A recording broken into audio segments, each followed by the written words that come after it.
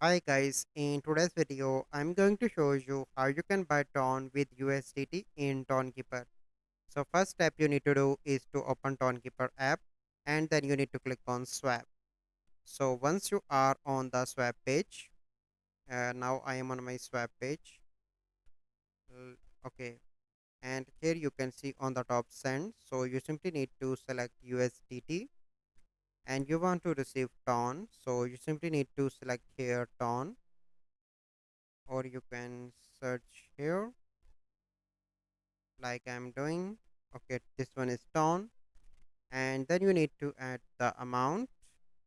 Okay, so 80 for example. Okay, and then you need to click on that button. Currently I have zero balance, so that's why it is not showing here. Once you click on that, then you receive your ton in against your USDT. So this is a process that you need to follow. So I hope you find this video helpful. If you find this video helpful, must like this video, subscribe to our YouTube channel for future videos. We'll see you in the next video. Thank you. Have a good day.